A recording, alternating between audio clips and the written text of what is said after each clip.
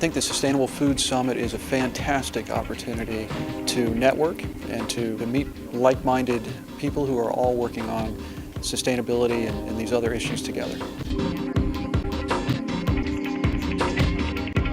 These conferences bring together powerful players across the spectrum when it comes to these issues. Folks who are working on these issues from various angles, from the business side, from the NGO side, from the research side, from the marketing side, and it's really critical for these kind of conversations to be happening right now.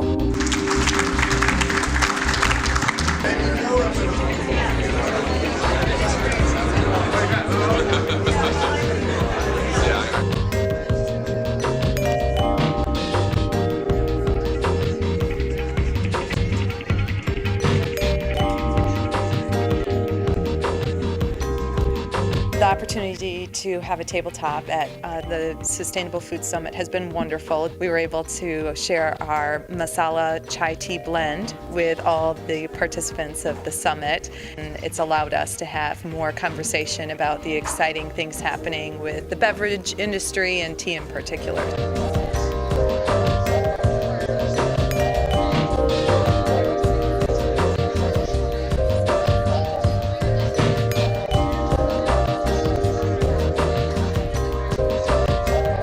The Sustainable Food Summit is my favorite place to meet people, network. All of the attendees are really committed to sustainability in the industry and interested in getting involved in all kinds of ways. It's really a program to measure and help improve sustainability. Obviously, you're already doing alliances. Sustainability is a three-legged stool. You have people, you have planet, you have profit. You have to balance those three. You take one of those legs away, the stool falls over, right? I'm really struck by the caliber of people that are speaking here, and what I've noted this morning is that a lot of the speakers are really getting to a lot of the core issues around sustainability, which is really heartening to me. You know, when people start talking about food waste issues and food sovereignty issues, I think these are really critical to the work that we are all doing. What is our opportunity to prevent food waste before the waste is even created? So let's rethink how we buy food or how we bring food into our homes. Love the focus on the food waste, which is really, I think, unique for a conference like this, and it's so important. We don't really hear a lot about that. And also really very interested in the focus on packaging that's happening this year as well. Look forward to that continuing today. It was just the diversity of the speakers. Yesterday, hearing from the Back to the Roots was incredible, seeing his passion and zeal.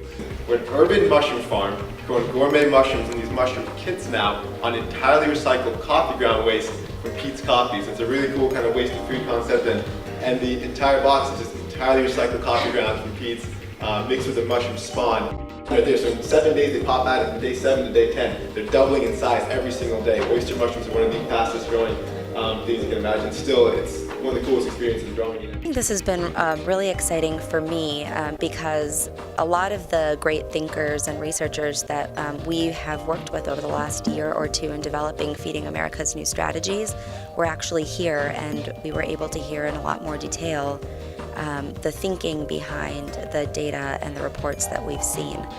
So it was great to kind of get the narrative that goes along with some of these numbers and start to even talk about over lunch ways we could partner on future research, opportunities to collaborate, share knowledge.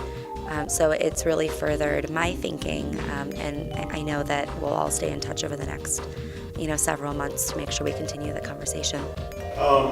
So these threats on the overwintering grounds include deforestation, fragmentation of the forest, conversion of traditional agricultural systems such as shade coffee, which is a traditional way of growing coffee in many countries, not all. I got a lot of good feedback from several people who really enjoyed the talk.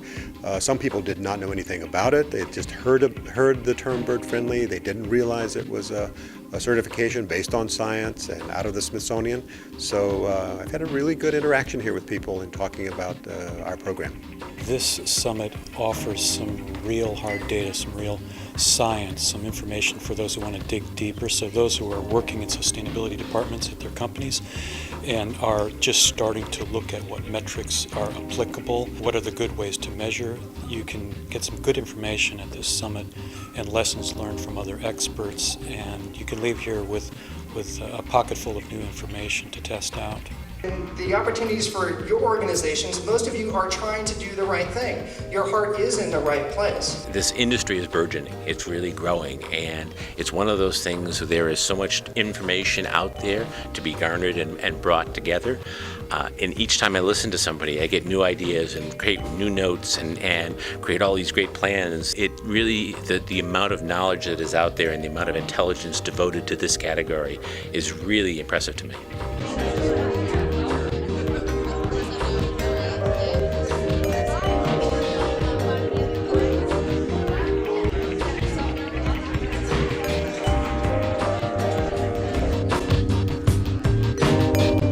We've met a lot of people that didn't really know what we did before, and we've been meeting a lot of people that we can now network with them after this conference.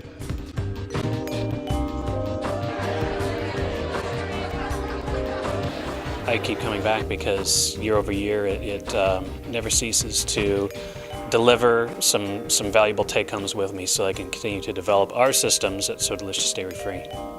I would definitely recommend this summit or similar summits to other colleagues and professionals who really want to get down to the truth of what's driving demand for sustainable products. How can companies get the competitive edge in terms of producing the most sustainable, ethical products that consumers are now demanding? And I think it's a great opportunity to network and to learn, and I really thank Organic Monitor for making this possible.